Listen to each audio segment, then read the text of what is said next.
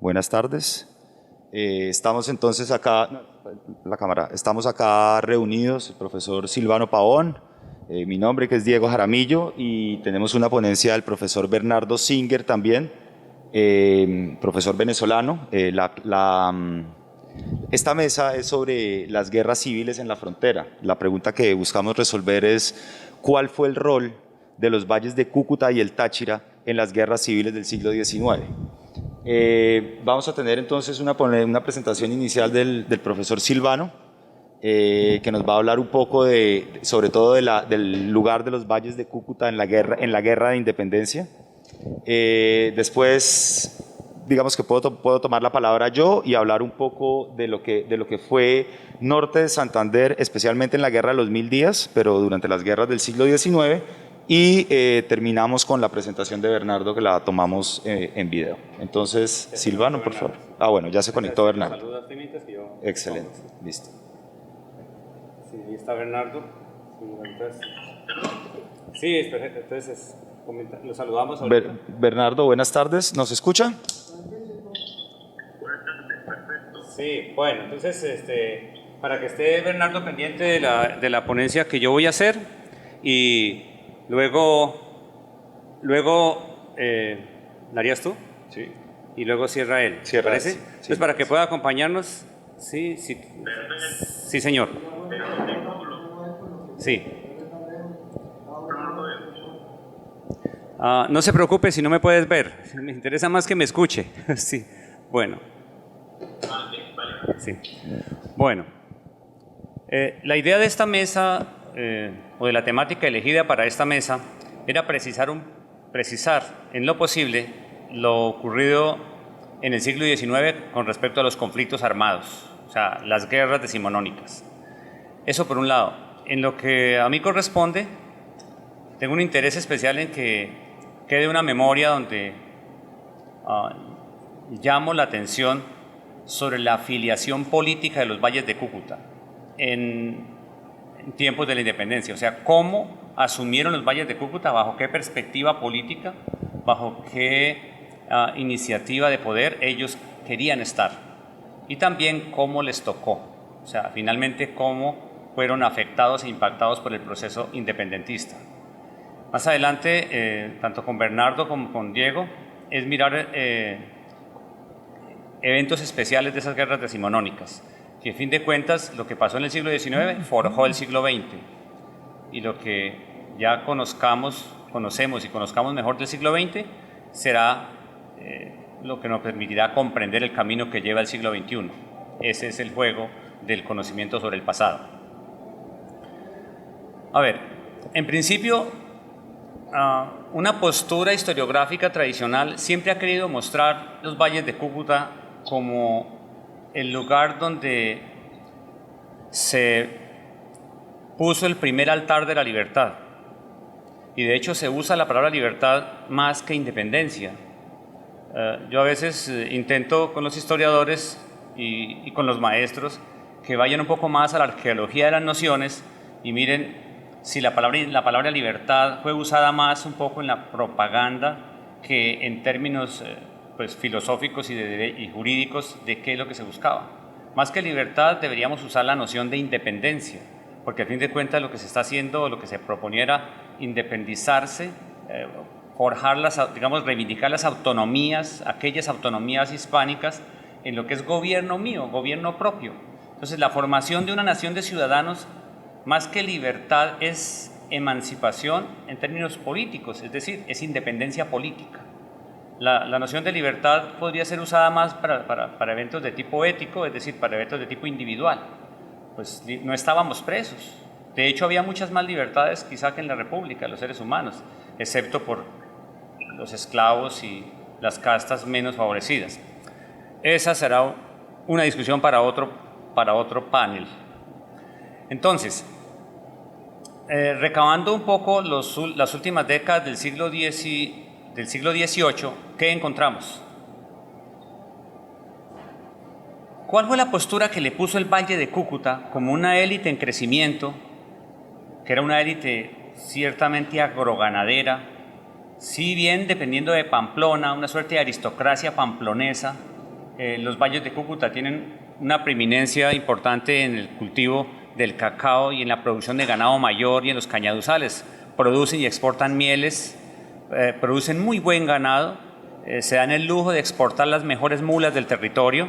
De hecho, salían partidas de mulas de 200 o más para Santa Fe de Antioquia y para los reinos de Quito, como lo decían en el argot de aquellos días. Esta gente estaba convencida que su vínculo era pues, muy claro con la metrópoli, muy claro con Maracaibo, en virtud del comercio del cacao, la Guipuzcoana y demás, que tenía una impronta clara de carácter universal, quizá más seria, más fuerte que Pamplona y el mismo interior. De tal modo que cuando viene el movimiento comunero en 1781, ellos no le atinan al movimiento comunero, les pareció terrible.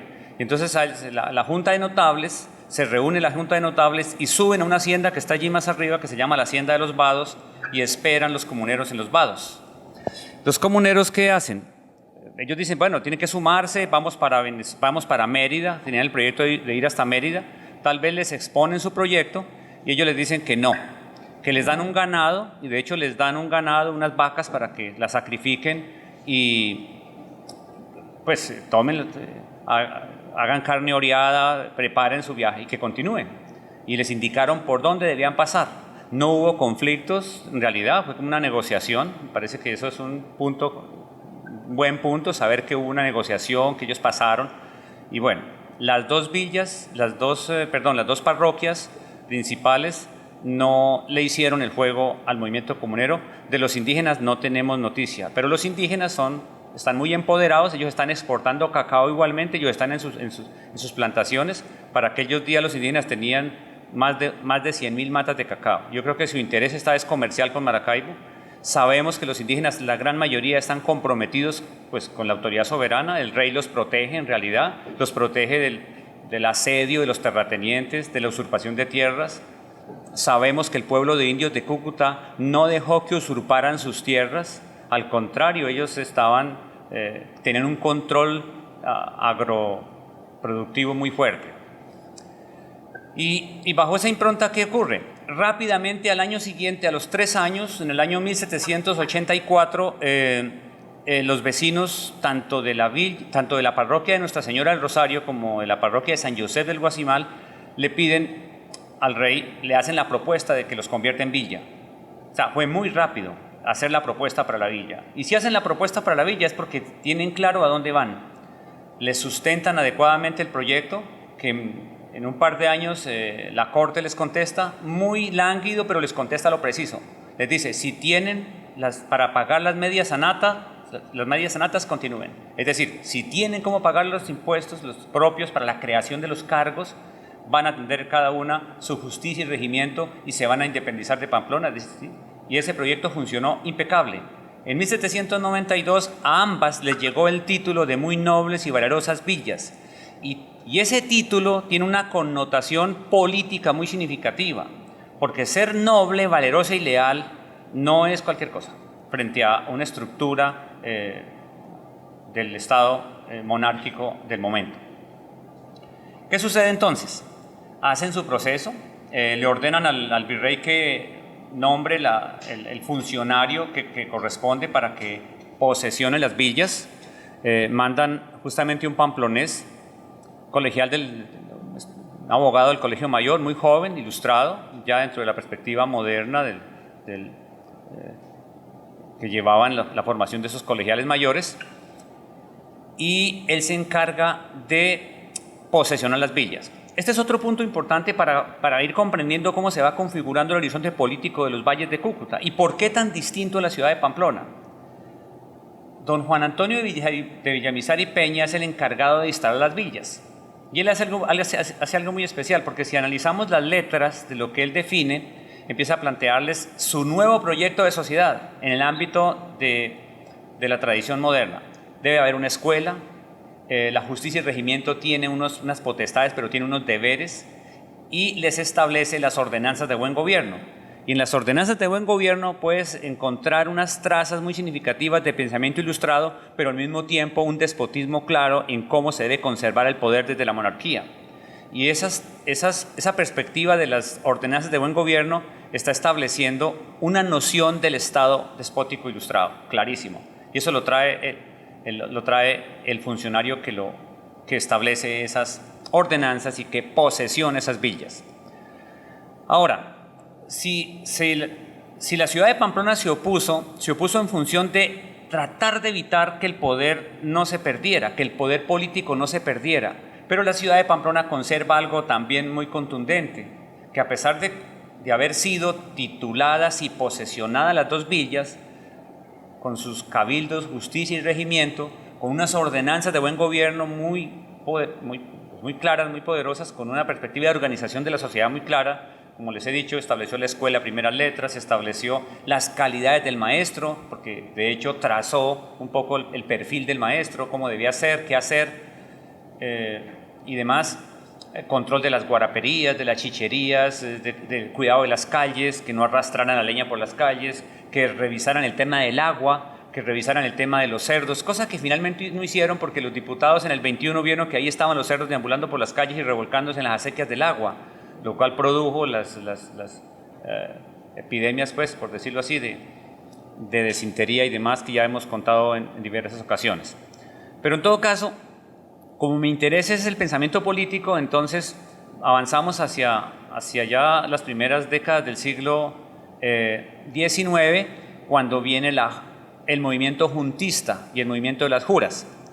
Entonces tenemos como el interés de qué estaban pensando los villanos, pues las élites de las villas hermanas, la villa de San José de Cúcuta y la villa de Nuestra Señora del Rosario, qué estaban pensando políticamente frente al movimiento de las juntas. Veamos.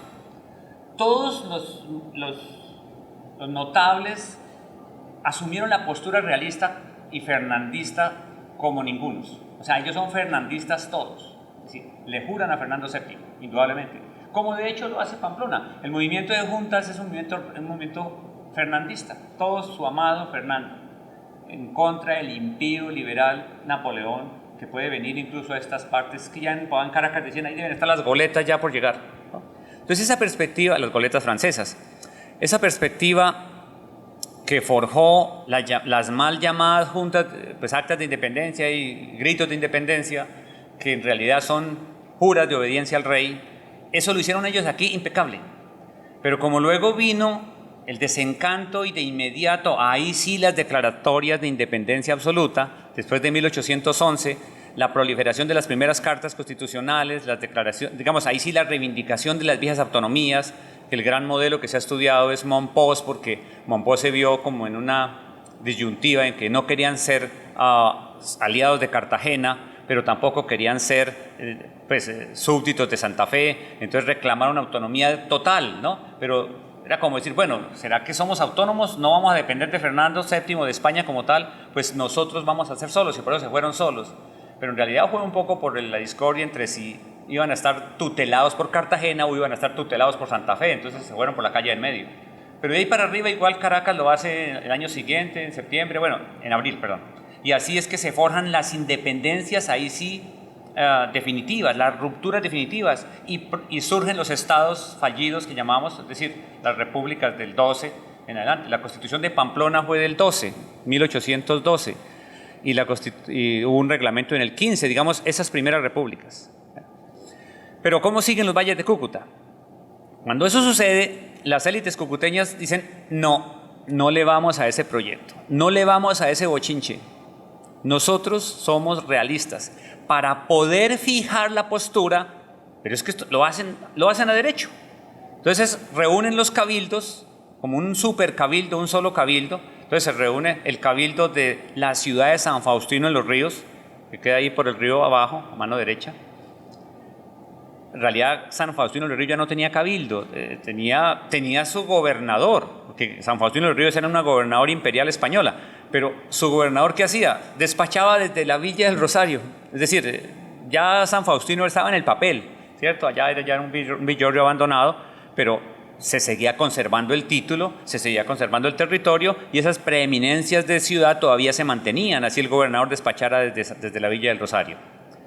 El cabildo del Rosario el Cabildo de San José y, escuchen esto, el Cabildo de la ciudad de Salazar de las Palmas.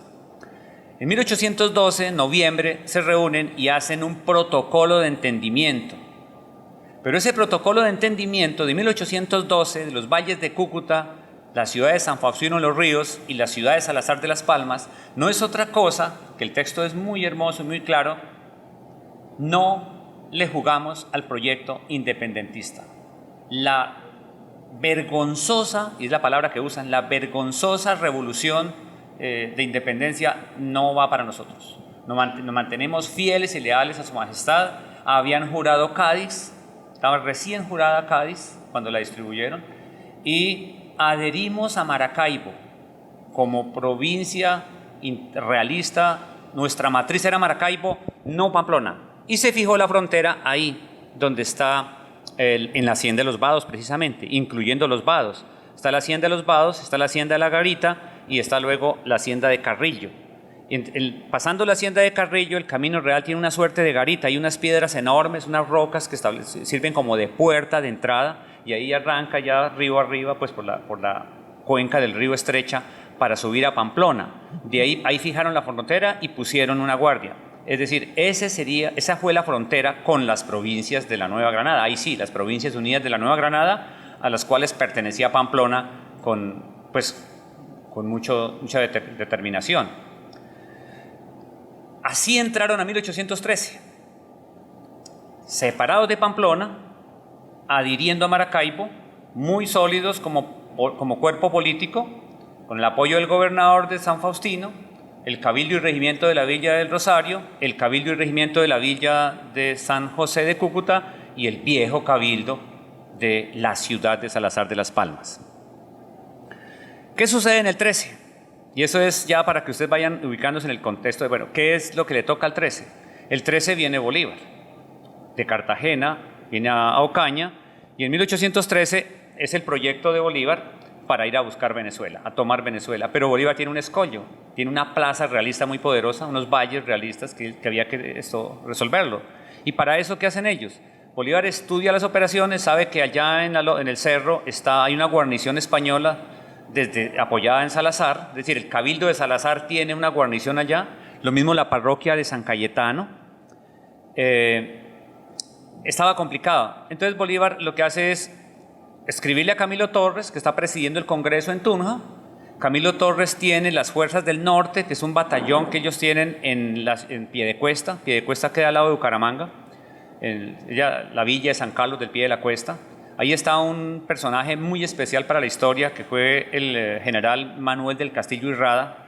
Y don Manuel del Castillo y Rada, que es de una casta cartagenera, rancia, hermano de José María del Castillo y Rada, un constituyente después, y de Rafael del Castillo y Rada, que fue delegado en España, que protegió a Nariño para que Nariño después pudiera viajar. Bueno, ellos son una élite muy especial. Castillo y Rada entonces le va a dar apoyo a Bolívar y viene. En Pamplona arman una caballería de unos 40 jinetes y bajan y se encuentran con Bolívar. Bolívar hace una operación de estrategia militar, la gente va desocupando y va saliendo, y viene y toma el Valle de Cúcuta el 28 de febrero. La famosísima batalla de Cúcuta. Como mi trabajo hoy no es hablar de la batalla de Cúcuta, de cuántos disparos y cuántas cosas, entonces no, sino vamos a ver qué significado tuvo eso.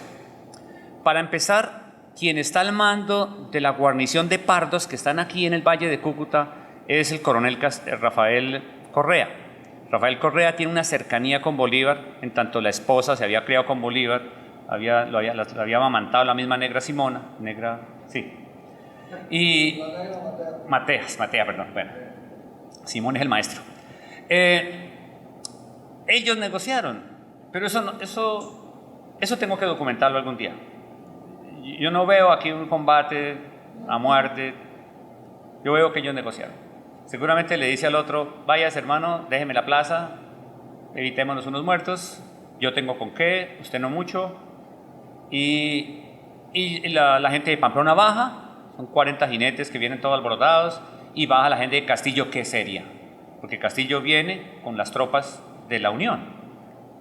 Entonces, toman el valle. El problema es que en el valle, bueno, hay unas cosas que no alcanzo a contar hoy, pero se genera un conflicto entre Castillo y Bolívar. Y es un conflicto de carácter. De carácter, pues de carácter militar y de carácter también político. Bolívar trae ciertamente un gran grueso de su gente son mercenarios, un gran grueso de su gente son los que reclutó en la campaña de Cartagena pasando por Monpós, Tenerife y todo eso. Ahí no hay una estructura muy poderosa y él está muy cómodo pues ya en el valle porque ese es el primer objetivo que logra y su gente, es muy complicado mantener gente en un pueblo tan chico. Tiene mucha gente y la gente tiene que ponerse a buscar la comida. Se pone a buscar comida, a robar gallinas. Y cuando empiezan a llegar las quejas de que mire que están violando mujeres, que está complicada la cosa, entonces incautan la sal, incautan la mercancía, toda la gente, los emisarios de Aguibosguana, los comerciantes, les captura el dinero circulante, todo el dinero circulante él lo confisca, empieza a confiscar los bueyes, el ganado, todo lo que hay, la harina, lo que encuentra. Entonces se genera un choque, un impacto muy complicado. Y la mayoría de los comerciantes son vascos, catalanes, y la gente sale corriendo. Entonces ahí después le da la orden que el que encuentre en los caminos o en el monte lo recoge y lo recogen especialmente el que vaya armado. O sea, se genera una situación muy crítica para la población que fue invadida. Es decir, los valles de Cúcuta sufren un impacto muy poderoso porque el comercio se les cae, capturan toda la mercancía, los recursos, porque hay que mantener una tropa muy grande. Y cuando vienen los abusos así que serían criticables, Castillo y Urraga le dice no. Esperen un momentico, nosotros tiene que haber algo de honor militar aquí en esto. Entonces aquí eso de abuso con mujeres, eso me parece que a eso no vinimos. Entonces le dice, ¿cuál honor militar si no tengo la plata? Dígale al Congreso que me mande, necesito 5.000 pesos para pagar las tropas, para pagar los mercenarios, yo no puedo, o sea, yo no los controlo además. Fue la respuesta que le dio. Entonces empieza una gama de informes que manda Bolívar, informes que manda Castillo, y entonces obvio que ahí están los dos discursos. Hasta que finalmente Camilo Torres dice, bueno, mandémosle la plata. Y mandan los recursos. Esos recursos debió poner la caja de Tunja, la caja del Socorro y la misma caja de Pamplona seguramente. Mandan la plata y entonces así es como Bolívar puede avanzar, puede irse y se va. Santander lo acompañó un poco por ahí hasta Mérida o tal vez antes, hasta La Garita. Hasta la Grita. Hay una operación de Santander, quizás la primera operación de Santander como significativa, donde fue elogiado, y eso por un esfuerzo físico subiendo un cerro, y limpiaron un poco el tema hasta que llegaron a La Garita, y luego, bueno, Santander se devuelve. A propósito, un paréntesis, Santander viene aquí después de haber sido liberado, él estaba preso, estaba detenido en un colegio en Bogotá, en Santa Fe. Santander pertenecía a las tropas de la Unión. Era oficial de Baraya fue derrotado en San Vitorino, lo liberaron, Nariño lo libera, él sale para Tunja, en Tunja le dan un ascenso, le dan un grado, le dan el grado de sargento mayor creo, y luego él se viene por el camino de Tunja, porque ya sabía que Castillo se había desplazado desde Piedecuesta a Tunja, a Pamplona y al Valle de Cúcuta, y él viene a encontrarse con Castillo, que es su mentor. Y así es como Santander llega aquí días después de la batalla de Cúcuta del 28 de febrero de 1813. En virtud de los conflictos, pues como políticos, de entendimiento en el manejo de tropas y de entendimiento en el manejo que había que dar, pues ellos resuelven un poco entre Bolívar y Castillo ese tema. Le dicen, entréguele el valle a Pamplona. Al fin de cuentas, el objetivo era ampliar las fronteras de los dominios republicanos, pues independentistas, y eso lo logran. Ahí ganan todos. Pues, si se amplía el dominio de los republicanos, ya ahora sí, tomándose los valles de Cúcuta como una zona estratégica para frenar a Maracaibo, más bien manden tropas aquí para abajo, inteligencia militar o lo que se requiera. Y así es como, bajando a lo que hoy es Puerto Santander, encuentran al padre Corella y le encuentran unos documentos al padre Corella, que estaba cura interino aquí en San José. Bolívar lo manda a poner preso y finalmente lo ejecutan por allá en Honda. Ese fue como una de las consecuencias de ese incidente, que entre ellos mandaron a ejecutar al padre Corella. ¿Por qué? Por ser portador de documentos que aparentemente inteligencia militar consideró que eran pues, de cuidado. Esto queda casi que desprotegido porque en virtud del conflicto entre Castillo Urraga y Bolívar, Castillo Urraga no regresa a Piedecuesta ni a Tunja, Castillo Urraga se va para Cartagena. Es decir, termina perdiendo la Unión, un gran oficial, y parte de las tropas, porque las tropas alguna parte se van con Bolívar para Venezuela, y la guarnición que queda aquí al mando de Santander es ciertamente reducida, y eso lo saben rápidamente en Maracaibo, y sube de la Reconquista de nuevo, sube la toma de los valles de Cúcuta por parte ya de Bartolomé Lizón, que trae una característica de esa situación, y es la siguiente: ya no vienen las tropas oficiales solas, ya vienen acompañadas de una guerrilla que se forjó, una guerrilla que debemos estudiar mucho mejor, de hecho.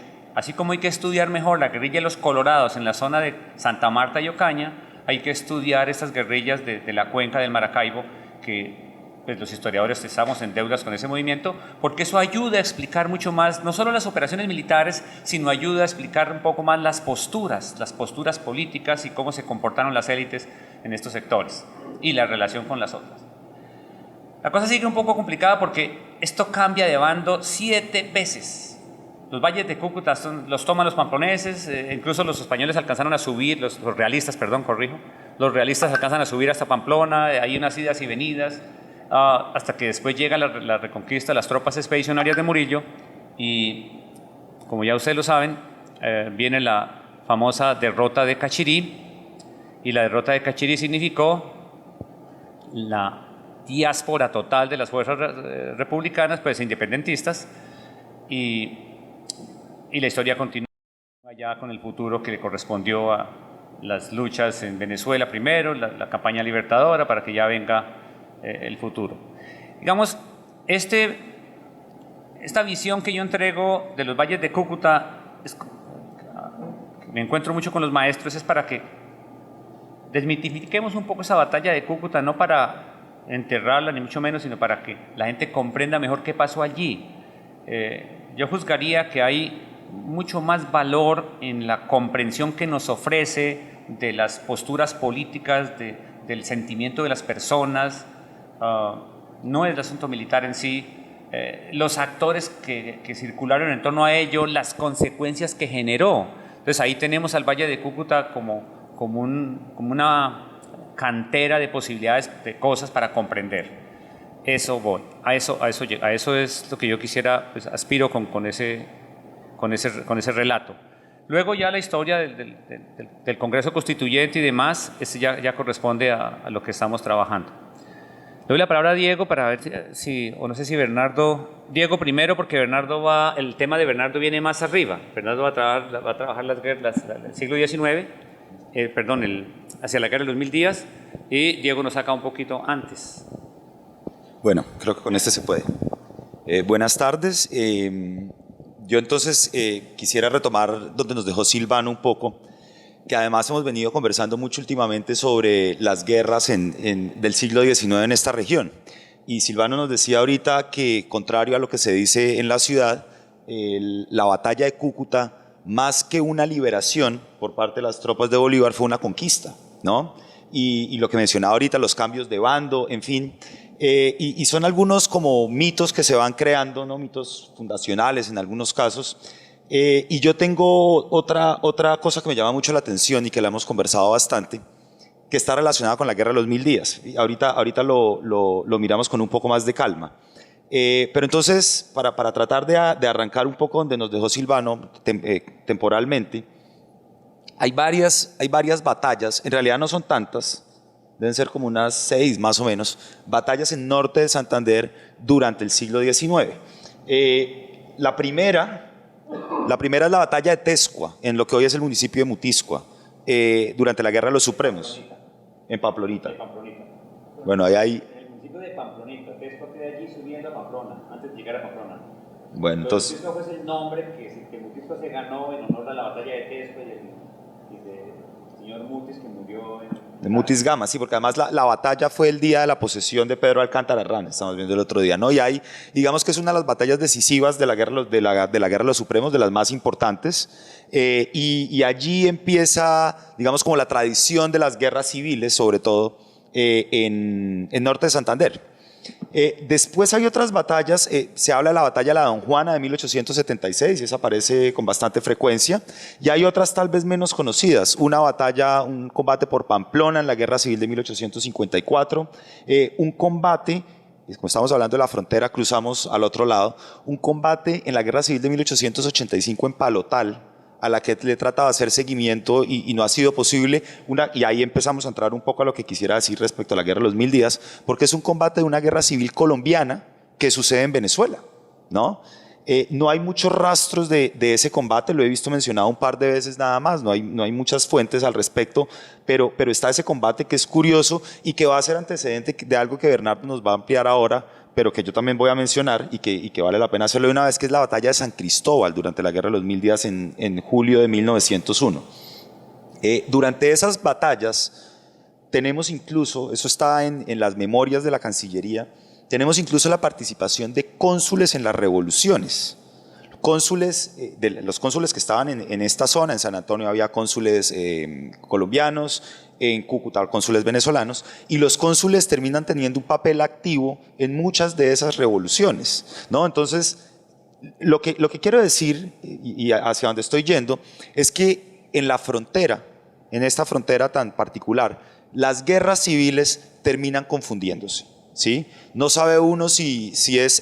Rafael Uribe Uribe tiene una cita muy interesante a propósito de la batalla de San Cristóbal, que dice que no fue una guerra, no hacía parte de una guerra civil, porque no era un gobierno peleando contra, no era un grupo revolucionario peleando contra un gobierno, no era una guerra internacional, porque no era una guerra entre dos naciones, sino dice él algo así como que es una guerra de un tipo enteramente nuevo y aún no estudiado por la ciencia. Dice Uribe Uribe, ¿no? Entonces propone, digamos, que esa batalla es una batalla bastante particular que es considerada parte de la Guerra de los 1000 días, pero también de la Revolución Libertadora venezolana, y donde se enfrentan tropas liberales y conservadoras tanto de acá como de allá. Ahorita vamos un poquito a eso y Bernardo nos lo puede ampliar un poco más. Pero entonces llegamos a la Guerra de los 1000 días, que era a donde pretendía llegar, y ahí tengo, digamos, alguna idea un poco parecida a lo que mencionaba Silvano ahorita, y tiene que ver con que a mí me llama mucho la atención, como cucuteño que soy, que durante 30 años, o más incluso, no había caído en cuenta de la importancia que había tenido Norte de Santander para la Revolución Liberal. La batalla de Peralonso, de eso se habla bastante, uno más o menos la ha oído mencionar y se sabe que fue acá en el territorio que es del municipio de Santiago.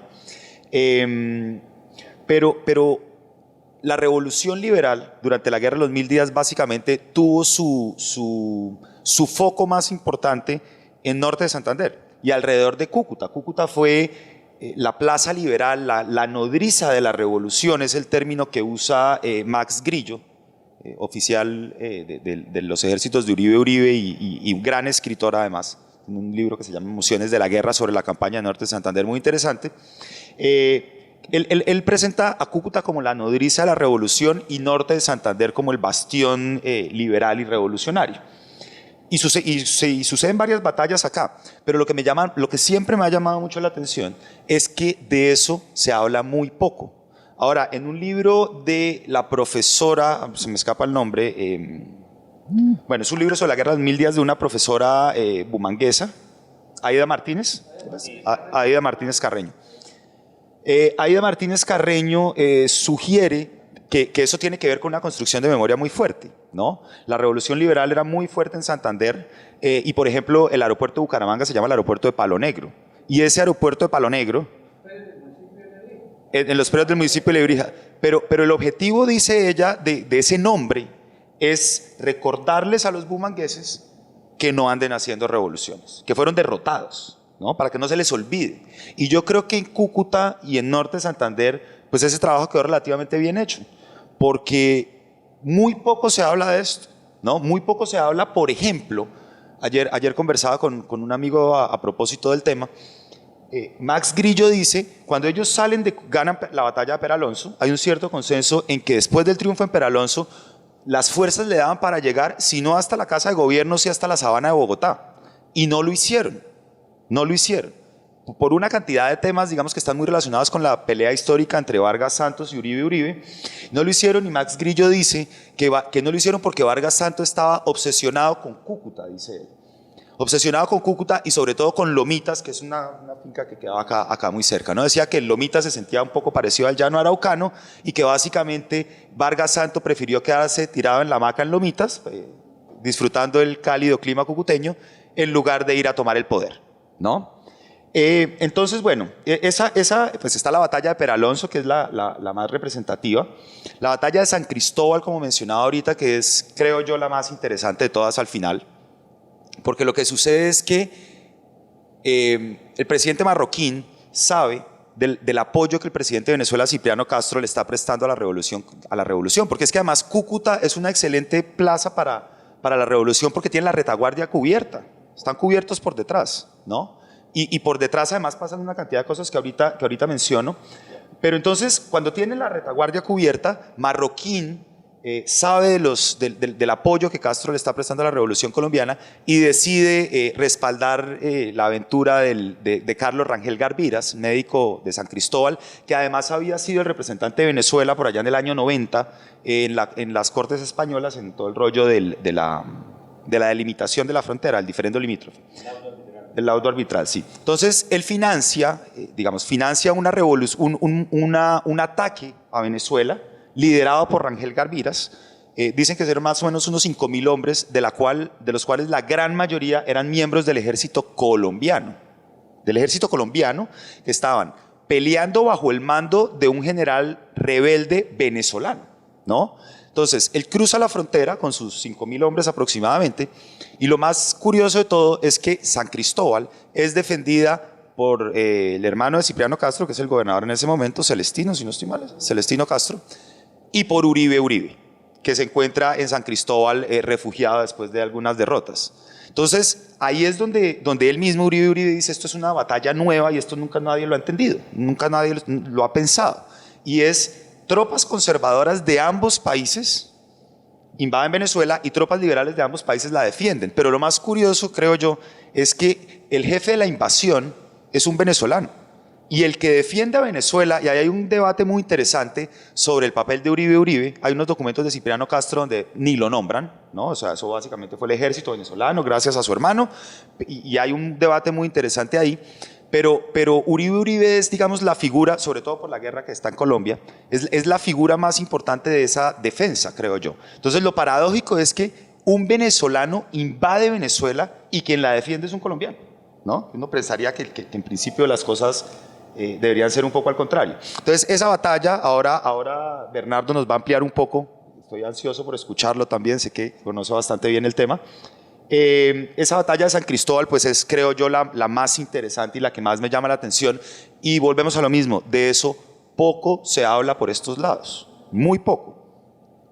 Pero hay algunas batallas más, por lo menos 3, diría yo, que suceden en norte de Santander, 3 o 4 en realidad. La primera es la batalla, en Pamplona hay un par.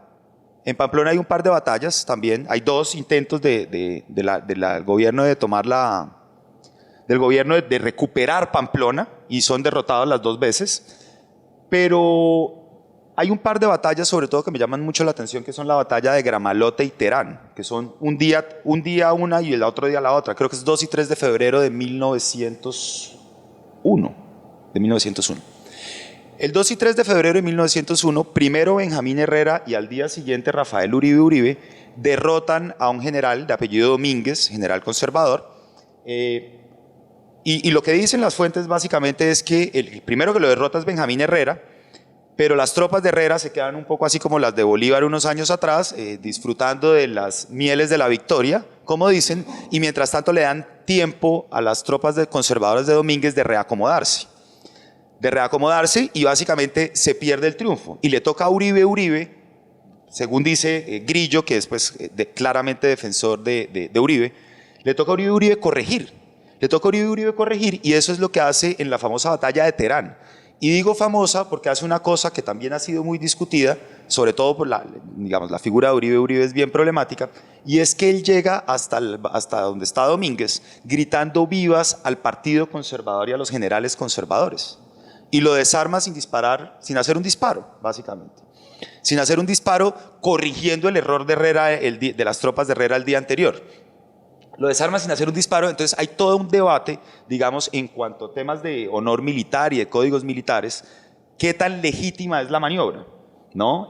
Vargas Santos, que es como su principal detractor, pero su jefe al final, lo defiende, los conservadores dicen que es una felonía, en fin. Esa entonces es la batalla de Teherán. Ahora, cuando logran salir de acá, porque no estaban muy interesados en salir de acá, pero cuando finalmente logra Uribe convencer a Vargas Santos de, oiga, movámonos, y logran, ellos crean en Pamplona un gobierno provisional, nombran a Vargas Santos presidente provisorio de la República, llegan hasta Bucaramanga, toman Bucaramanga, y estando en Bucaramanga, se entera Vargas Santos que hubo un combate en Lavateca, donde las tropas liberales fueron derrotadas. Y en lugar de seguir derecho, como lo había hecho, por ejemplo, Cipriano Castro, una campaña pues, de 5 meses muy rápida, lo que decía hacer Vargas Santos es volver atrás por temor que le cortaran la línea con Cúcuta. Y Uribe lo que le decía era, Cúcuta ya no importa, vamos para adelante, a Bogotá a tomarnos el poder.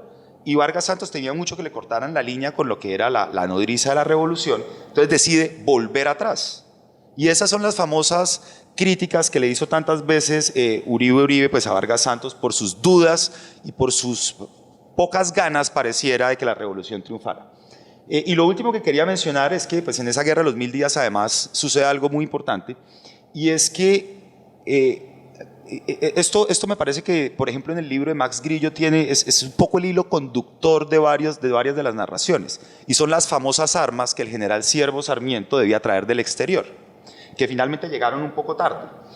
Y me recuerda un verso por ahí de un poeta liberal en su momento también, en este momento no recuerdo el nombre, que dice: todo nos llega tarde hasta la muerte. ¿No? No recuerdo quién es el autor de ese verso, pero me parece muy apropiado para esto, porque ellos están todo el tiempo esperando las armas que vienen del exterior. ¿Sí? Todo el tiempo esperando las armas que vienen del exterior, y las armas que vienen del exterior van a llegar a Maracaibo, que es el lugar más sencillo, porque pues el resto está en manos del gobierno colombiano. Van a llegar a Maracaibo, y desde Maracaibo se reparten esas armas. Unas van por el mar hasta Río Hacha, y una buena parte de esas armas llegan a Cúcuta.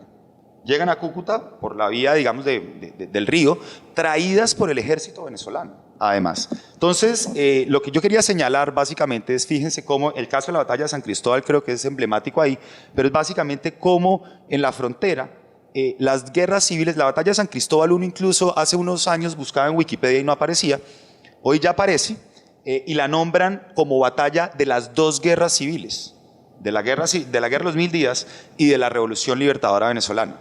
Entonces, lo que quería llamar la atención era básicamente eso, cómo en la frontera, en un lugar que no termina de definirse si estamos acá, si estamos allá, ya lo hemos conversado bastante, cómo se confunden esas guerras en la frontera, y cómo además Cipriano Castro, que había estudiado en Pamplona, que estaba casado con una cucuteña, que tenía una cantidad de rollos, digamos, en la frontera muy, muy complicados, un hombre de frontera, dice Picón Salas en su biografía, cómo en la frontera se terminan, digamos, confluyendo todas estas fuerzas, ¿cierto? Y cómo las dinámicas de la frontera son dinámicas muy particulares, porque esa batalla es muy difícil de entender desde las capitales, ¿no? Muchas gracias. Vamos entonces. Vamos a escuchar a Bernardo. ¿Te pagó? Está prendido. Bueno, vamos a escuchar a Bernardo y a tratar de verlo. Pero no, aquí está. Listo, desde la trinchera de Tel Aviv. Listo, lo tenemos, Bernardo, y tenemos capturando buen sonido para que, por favor, tienes la palabra, Bernardo. Gracias a todos los compañeros de la mesa. A 10.500 kilómetros de distancia se les saluda. No estoy en Tel Aviv, estoy en la ciudad bíblica y antiquísima de Beersheba, la ciudad de los 7 pozos, donde estuvo el padre Abraham. En Tel Aviv solamente viven los ricos. Yo todavía no soy rico. Bien, gracias por la oportunidad, sobre todo al doctor Silvano Pavón, de participar con usted en esta interesante mesa de trabajo. De manera oportunista, quizás para entrar en el tema, quisiera decir que luego de estos conflictos entre realistas y patriotas, que bien lo expresaba Silvano, o entre monárquicos y republicanos, vienen décadas después los conflictos entre el pensamiento liberal y el conservador.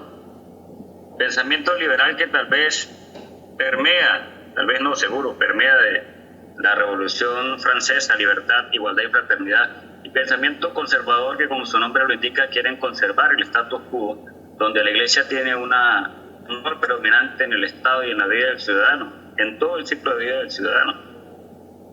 Los valles de Cúcuta y del Táchira van a ser un lugar de refugio y de apoyo de un lado y del otro, porque además de la cercanía y la continuidad del territorio, hay conexiones por parentela y hay relaciones comerciales de interdependencia más de las actividades políticas. Pero en ese contexto regional, tanto liberales como conservadores, gobiernos liberales como gobiernos conservadores de la región, quieren que sus afines en pensamiento político asuman el poder en los otros estados.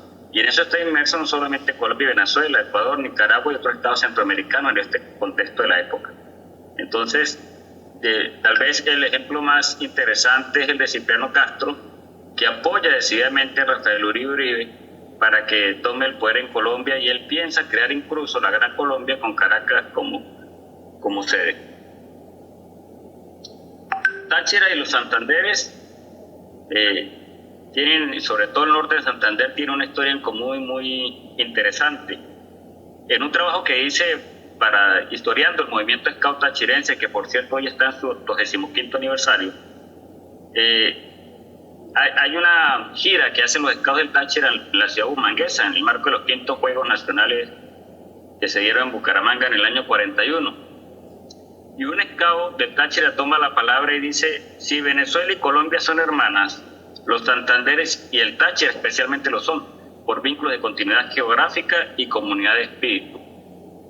A la sazón, al frente de este grupo de Scouts tachirenses estaba el Scoutmaster Félix María Rivera Pérez, quien además de odontólogo era un apasionado de la historia y de hecho miembro del Centro de Historia del Estado Táchira, ahora nombrado Academia de Historia del Estado Táchira llamado. Entonces hay formas identitarias comunes.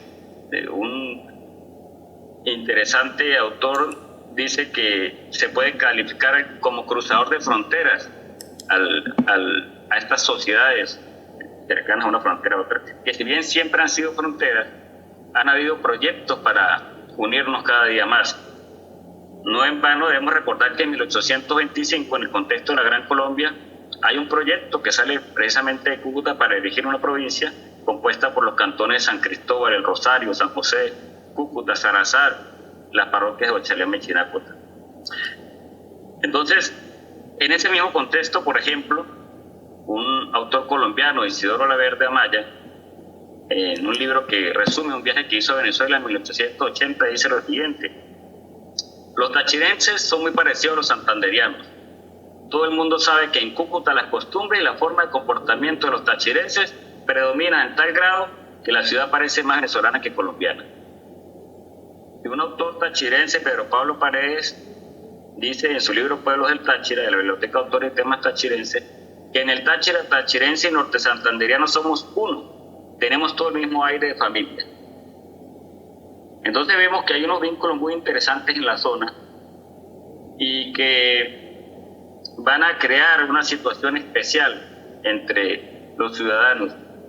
En la situación actual que se presenta en el estado Táchira, hubo un momento, permítanme hacer ingresar este dato, hubo un momento a finales del siglo XIX que el 10% de la población tachirense era colombiana, cuando los braceros colombianos venían aquí porque el pago por su jornada era mejor que el de Colombia.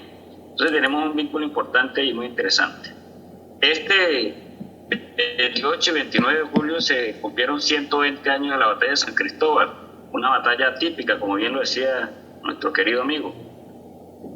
Castro apoya decididamente a los liberales colombianos, sobre todo Uribe, en que tenía puesta su fe.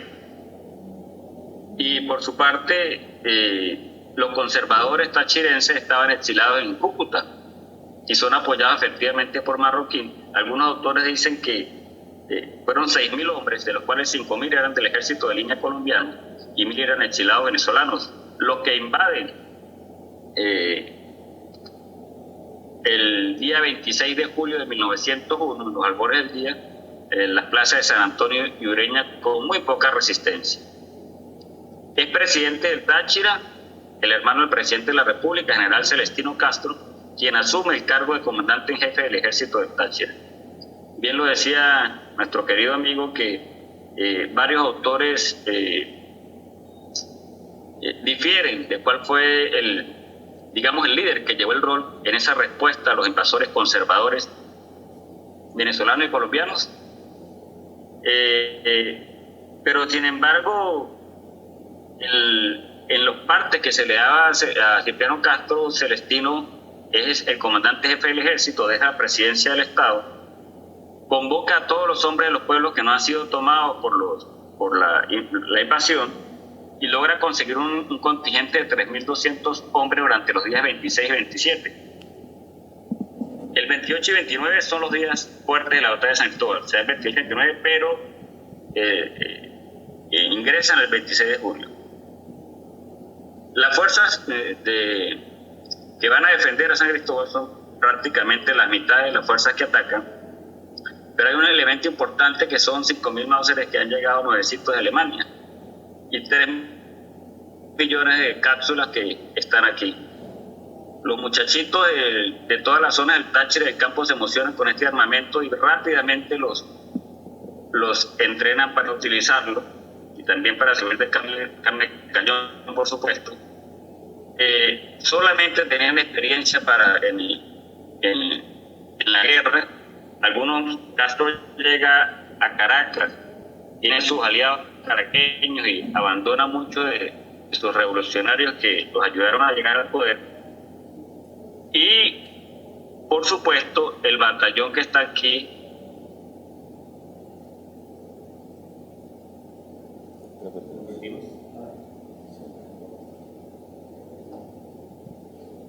y los equipos que quisieran. Incluso en una carta que tengo que conseguí de mi tío bisabuelo Emilio López Peñaranda, le entregué Que apague la cámara.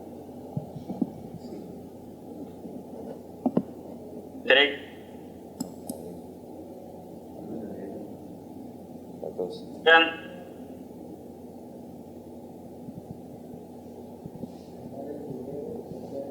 Disculpa, Bernardo, ¿puedes apagar la cámara? Que no te estamos escuchando, el internet está un poco inestable.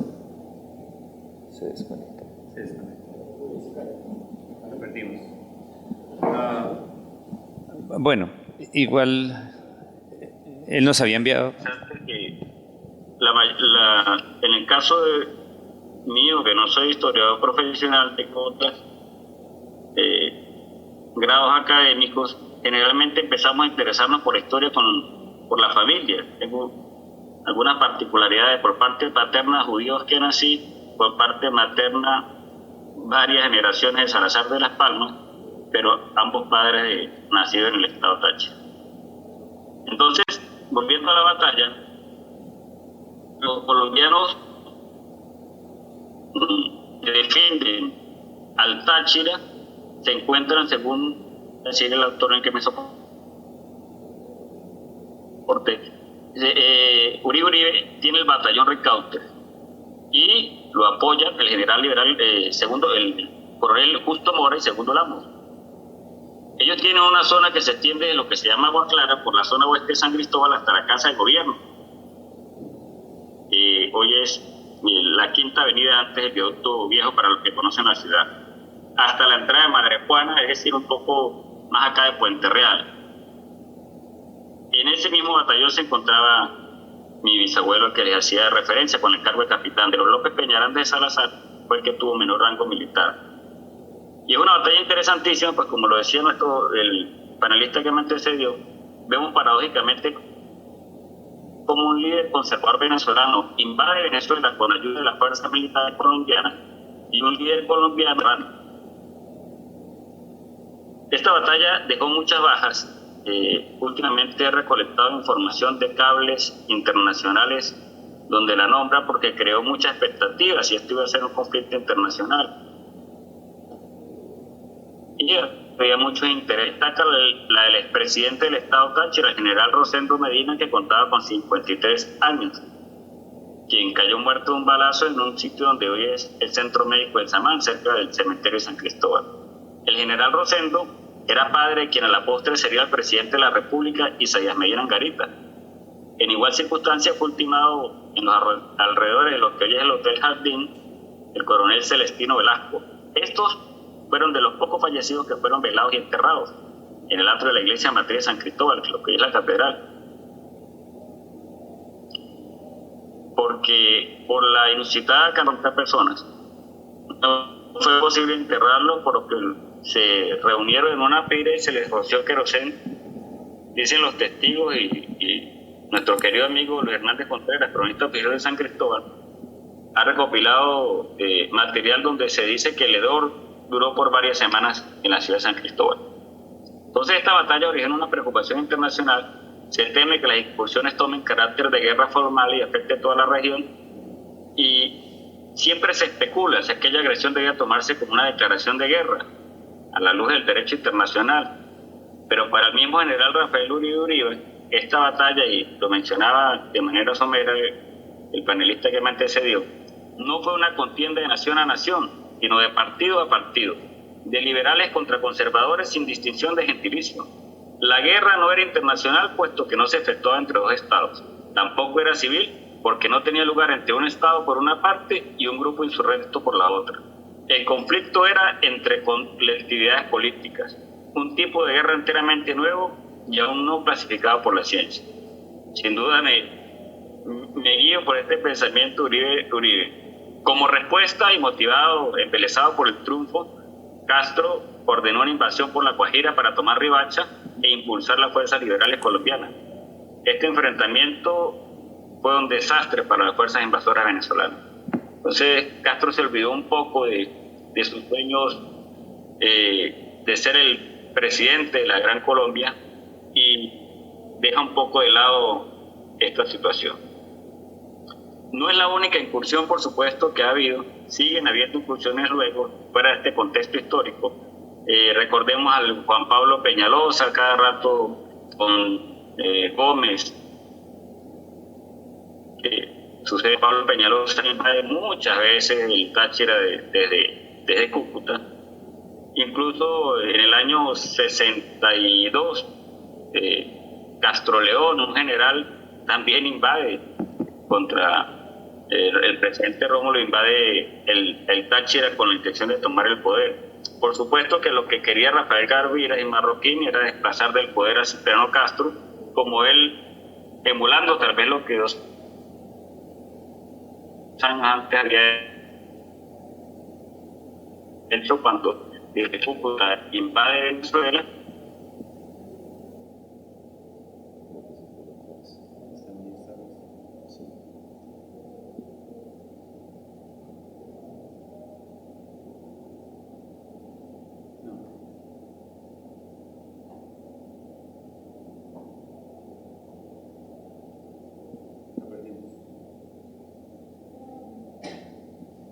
Bueno, para efectos de memoria, nosotros tenemos la ponencia, él nos la había enviado, y hay una nota que no alcanzó a hacer, que es el pedazo que le faltaba un poco, que nos pareció válida, pues pertinente, y es el carácter familiar que él puede recuperar.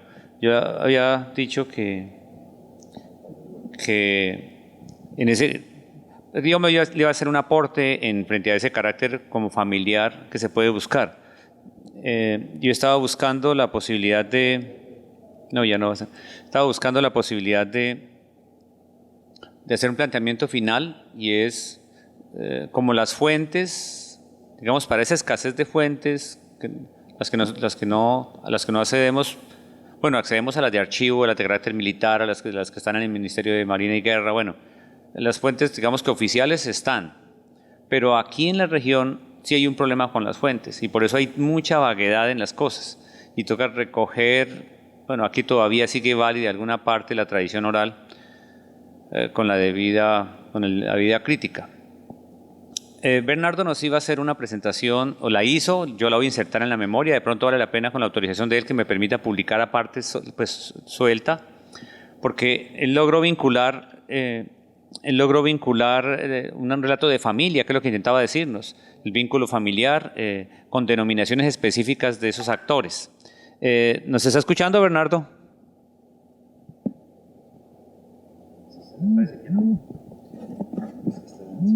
Está en silencio. Eso es un error cuando entra. Bernardo, ¿nos está escuchando? Bernardo, ¿nos está escuchando? Sí. Mire, le estaba comentando a ellos en el receso de la caída de la señal que tal vez un par de minutos que nos hicieras esa referencia muy corta sobre la vinculación de la familia, de tu familia desde Salazar, en la medida en que los batallones en el actual norte de Santander fueron muy notables, los batallones de Salazar, de Gramalote, incluso el batallón Arboledas, y un poco para que miráramos como la configuración de esos batallones.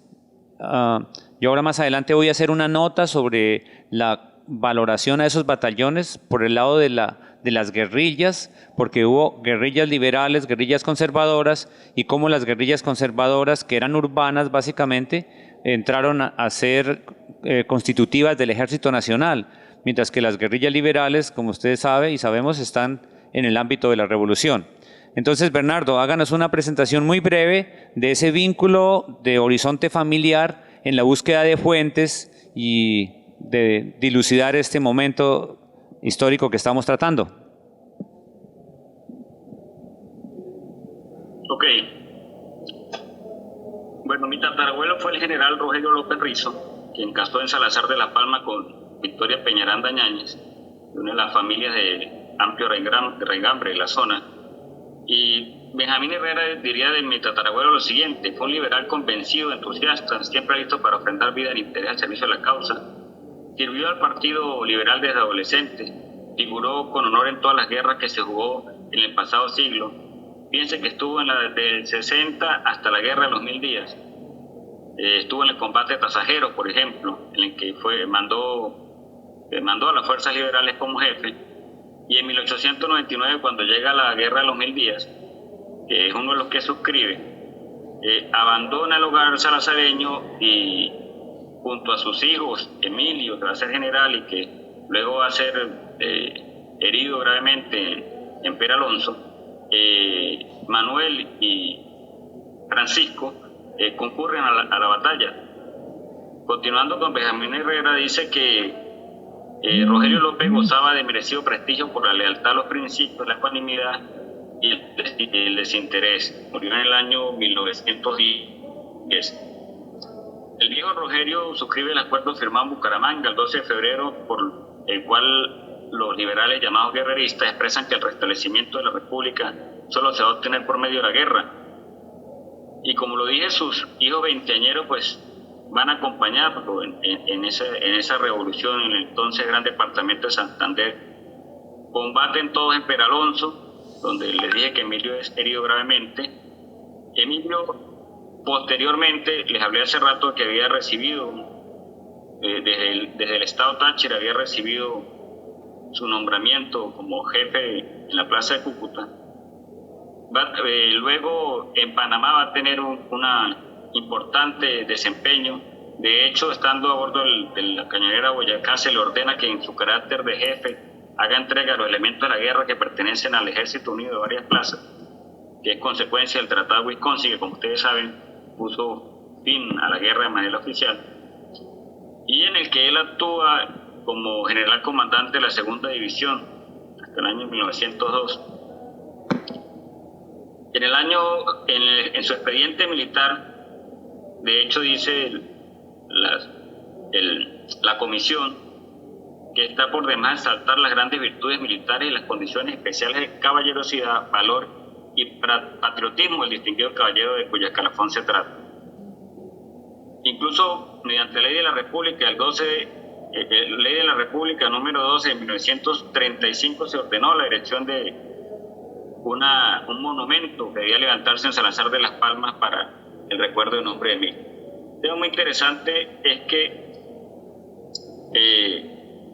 de los 5 hijos varones de la familia López Peñaranda, solo 2 no concurren a la contienda para defender las ideas liberales. De estos 2, uno se llama Roberto y el otro Daniel. Roberto va a ser el padre del general Pablo Emilio López Lindarte, también salazareño, que llega a ser el jefe del Estado Mayor colombiano. Nieto también de Roberto fue, por cierto, el doctor Jaime Pérez López, como nota simpática, quien ustedes lo deben recordar, que fue miembro de la Academia de Historia del Norte de Santander, docente universitario y fundador de la Universidad Libre de Cúcuta.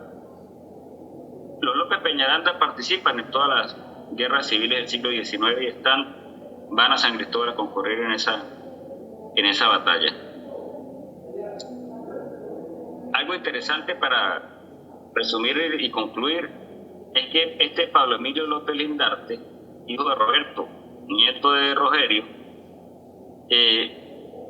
aún no siendo jefe del Estado Mayor, pero teniendo un cargo importante, la gente de Salazar le piden ayuda con la carretera que conecta Salazar con Cúcuta. Y él presta una ayuda decidida para establecer esa carretera, y cuando la inauguran, en 1935, el pueblo le pide hacer una monografía y le piden que escriba unas reminiscencias del pueblo, y él llama así a su pequeña nota. Y hay dos párrafos que quiero traer a colación aquí que me parecen interesantes luego de culminada esta guerra de los 1000 días. Lamentablemente no fue la última en la guerra civil colombiana. Dice Pablo Emilio López Lindarte: mi primera impresión pasada la guerra... ¿Me están escuchando, hermano? Dale. Sí. Adelante. Mi primera impresión pasada la guerra consistió en el regreso de uno de mis tíos, fue Manuel. Al día siguiente me dio tarea para conseguir algunos enseres de cocina, víveres, cocinera y peones. Cumplí su mandato y 6 días, poco más o menos, me encontraba a su lado de sol a sol, inclinado sobre el surco, sin más conversación con él que sus buenos consejos y sus regaños. Nunca le oí expresarse delante de mí en términos partidistas. Estaba así asegurado el respeto a mi juventud que apenas empezaba. Más tarde, dice Pablo Emilio, llega a Salazar algo que sería muy difícil poder observar ahora. Llega, como le dije, María Peralonso. Apenas habían tenido tiempo de apearse las bestias cuando Alto Jefe, impugnador en Salazar de ideas en la paz y en la guerra, llegó a la casa.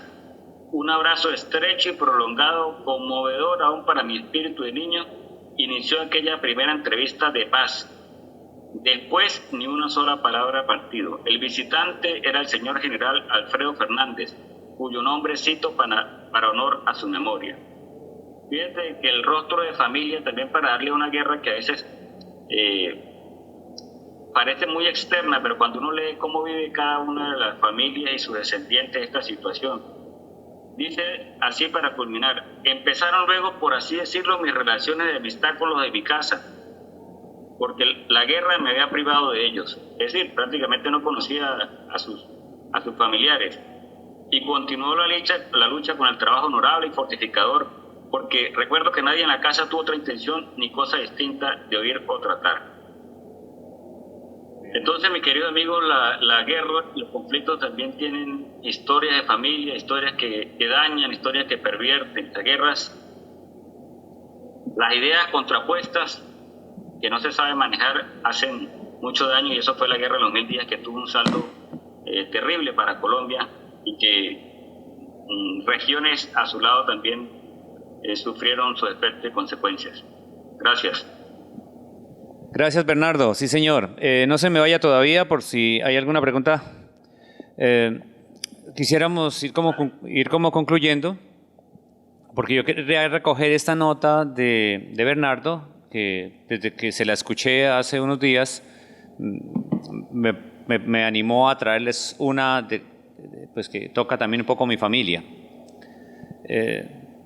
Sin embargo, la estoy tratando más desde la perspectiva del problema de ser historiador, desde el problema de la fuente, convertirla en fuente y ser capaz de hacer la crítica que corresponde en el oficio del historiador.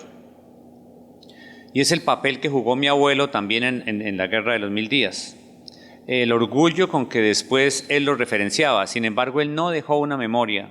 Les he buscado, nunca tuvo la costumbre de escribir, nadie escribía en esos días, aunque dicen que tenía muy buena letra, y son muy pocos los papeles que le encontré, y en efecto dibujaba su firma, su nombre era un dibujo excepcional, pero no encontré más nada.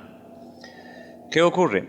Ellos en el juego, ese es del libro de los guerrilleros del 900, ahí entendí cómo encajar las fuentes de mi abuelo.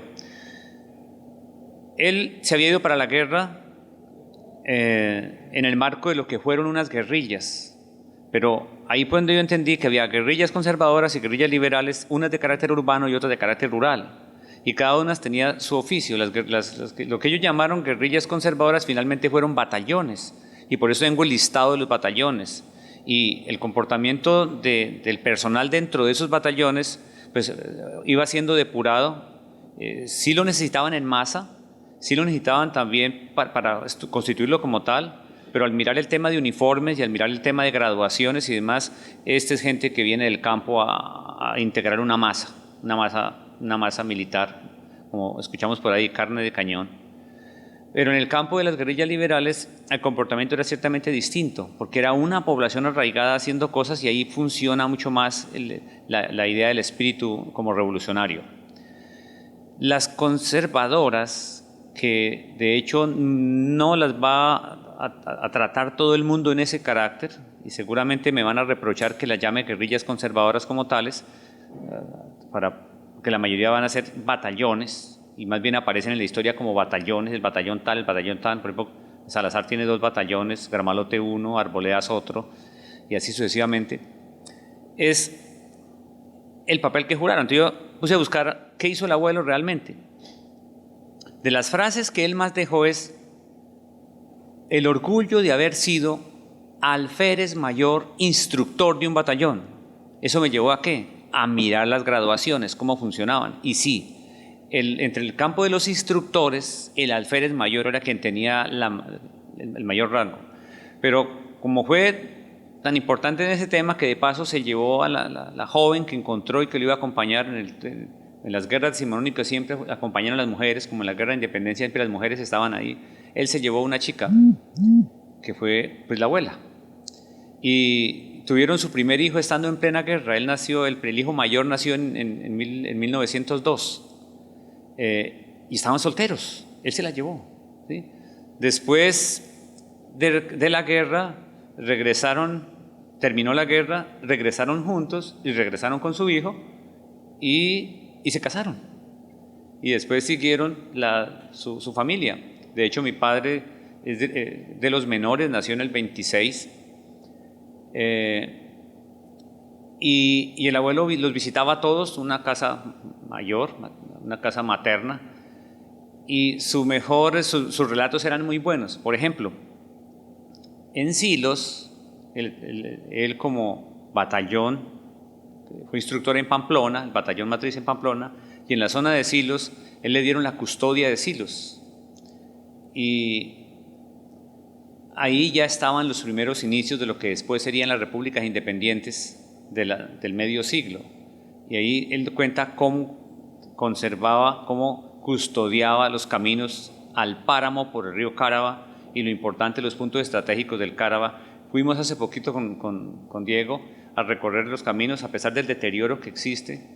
Yo quería contarles cómo se crearon los molinos en la época del pueblo de indios, cuando se creó el pueblo de indios, los 2 molinos, y sí, allá la gente conoce los 2 nombres de los 2 molinos y todo, y uno les cuenta de dónde surgieron ellos, el puente de Cárava, pero igualmente ahí para arriba, lo que era el Camino Real, y hay una imagen que el abuelo contaba, y es que cuando entraban las guerrillas liberales, todo el camino que cubrían, la parte del río que está al otro lado, es una vereda que llama La Guedina, y la parte ya subiendo al pueblo de Silos, cerca a una hacienda que llama La Muralla, la caravana de bestias que venían del páramo era ininterrumpida por mucho más de 1 o casi 2 kilómetros. Y uno puede calcular cuánta gente venía de lo que sería después, a mediados del siglo XX, las famosas repúblicas independientes que terminaron en el 64. Entonces, esto para hablar de las fuentes. Las fuentes para estas guerras decimonónicas cada día están más difusas en materia de lo local. Pero hay otras muy buenas, como es el tema de los viajeros.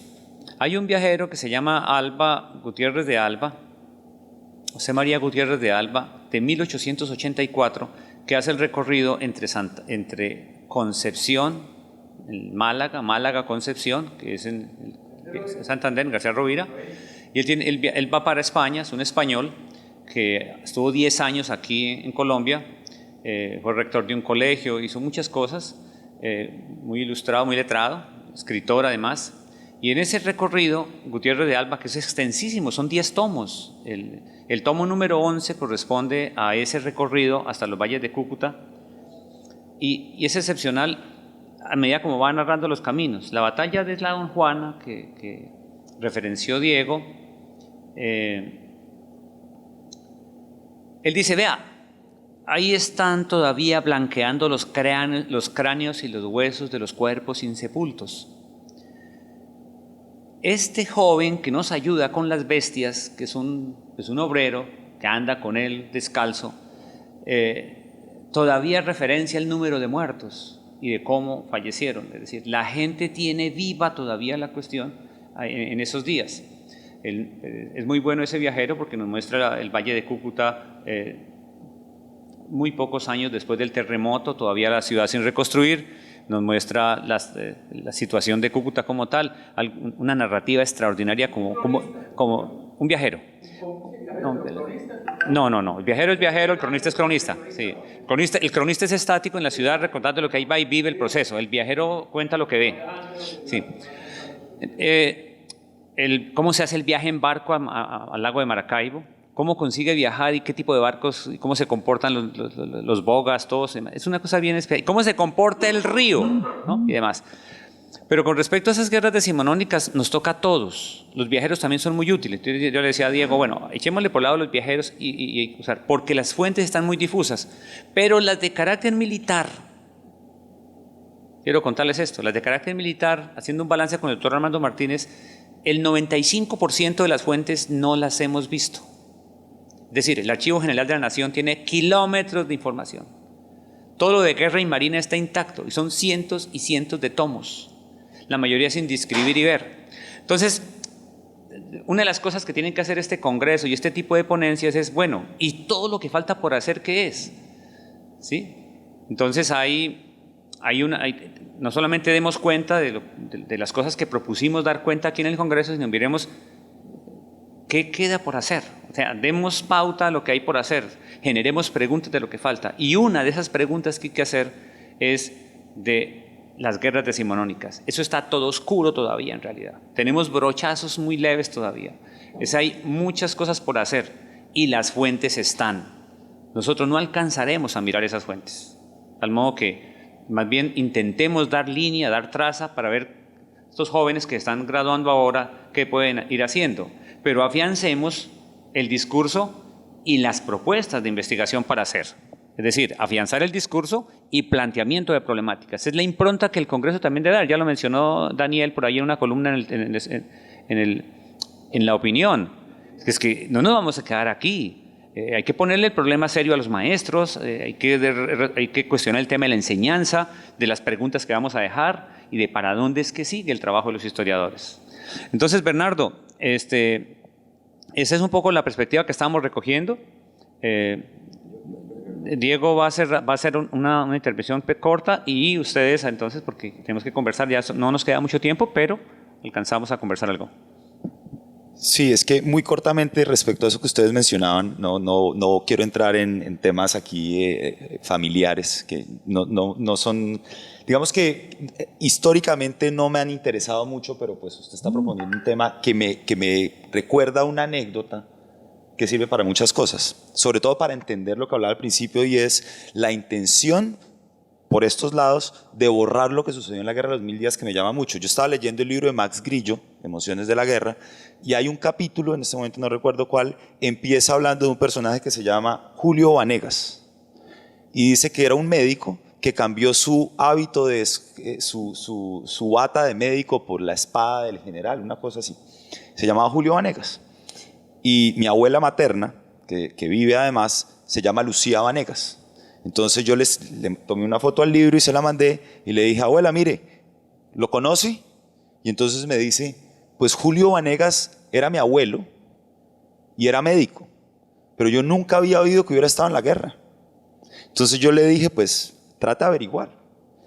Y ella todavía no cree, ella todavía se para en que el abuelo de ella no pudo haber estado ahí. Y aparentemente la abuela de ella sí estuvo ahí.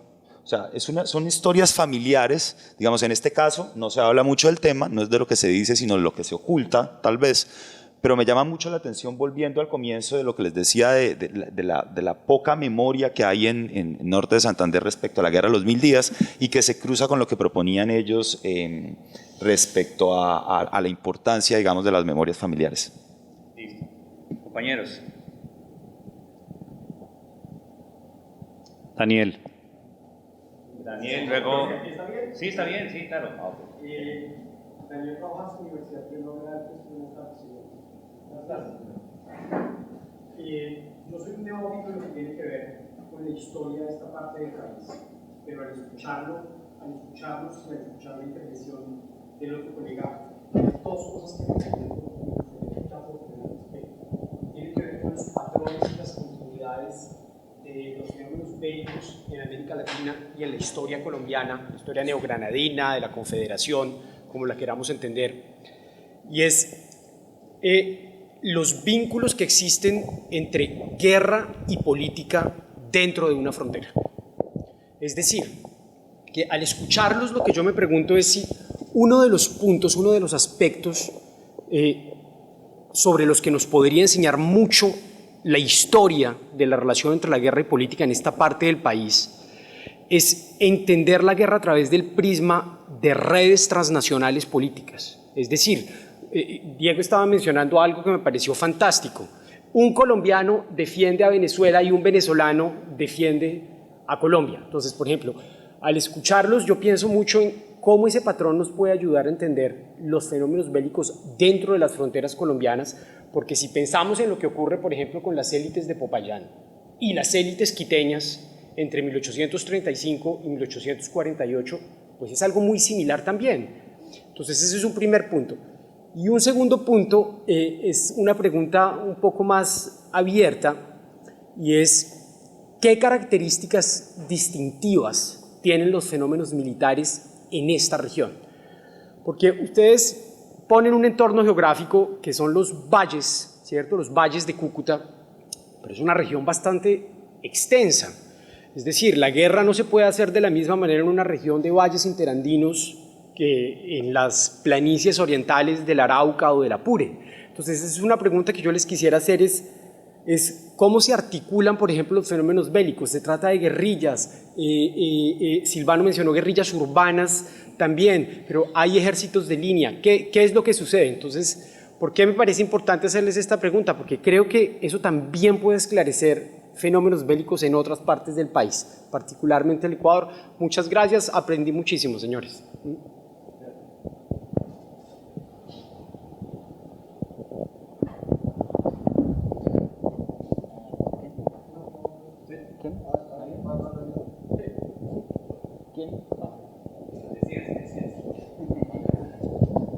Buenas tardes, mi nombre es Carlos Velandia. Extraordinaria la disertación, muy reveladora. Yo no me ocupo de temas de guerra, aunque tenga que ver con el conflicto, me ocupo más de temas de paz. Actualmente estoy concluyendo un libro que compendia todos los acuerdos de paz que se han producido en Colombia a lo largo de la historia. Y bueno, me he encontrado con unas maravillas extraordinarias. Una, que el primer acuerdo de paz que se firmó fue entre un esclavo y un gobernador. Sí, el esclavo Benko Biojó firmó el primer tratado de paz que se ha firmado en tierras americanas entre un esclavo, y lo rehizo como un acuerdo de paz. Pero pasando por el siglo XVIII, ¿sí? Es un siglo totalmente negado a la paz. Me refiero pues a los acuerdos de paz. Ni un solo acuerdo de paz en el siglo XVIII. Obviamente todas las guerras tuvieron un final, y un final violento. Hubo un ganador y un vencido, pues no hubo acuerdo de paz. Mientras que en el siglo XX todos los conflictos se han resuelto mediante acuerdos de paz, diálogos y negociación, incluido la guerra de los 1000 días. Entonces la pregunta que dice el profesor, tenemos que hacernos preguntas. Sí, claro. Una de las preguntas que yo me quiero hacer es, oiga, ¿por qué en el siglo XVIII no hubo una sola negociación de paz excepto pues el acuerdo de entendimiento y de humanización de la guerra entre Simón Bolívar y Pablo Morillo. Solamente ese entendimiento pues para... 19. En el siglo XIX. En ese intento pues de regularización de la guerra, si se quiere, en esa primera manera pues de ponerle algunas normas a cómo hacer la guerra, pero la guerra seguía vigente y siguieron haciéndola hasta que hubo un triunfador. Entonces esa pregunta, ¿qué pasó en el siglo XIX? Que nadie quería hablar de paz, llegar al menos a un final del conflicto mediante un acuerdo, en tanto que en el siglo XX todos los conflictos se han resuelto a través de la palabra y en una mesa de negociación. Quería solamente plantearlo como un gran interrogante. Y el poeta que estabas hablando, que mencionaba que todo nos llega tarde hasta la muerte de Julio Flores. Sí, sí. Pero para poder hablar de la paz hay que estudiar la guerra, porque son dos diferentes facetas del mismo fenómeno. Es lo que la escuela francesa, la epistemología, llama pues todo el proceso de las causas de la guerra, el desarrollo de la guerra y las consecuencias de la guerra, que es la polemología. O sea, los polemólogos son los expertos. ¿Y qué es una polémica? Pues un conflicto. Y una guerra es un conflicto. Pero resulta que en el siglo XVIII sí terminaron con acuerdos. El fenómeno de los comuneros que estalló en el Socorro vino a los valles de Pamplona, pasó por San Antonio del Táchira, llegó a la Grita Media y en Trujillo lo pararon y llegaron a un acuerdo. O sea, no siguieron. Fue una revuelta traicionada e inconclusa.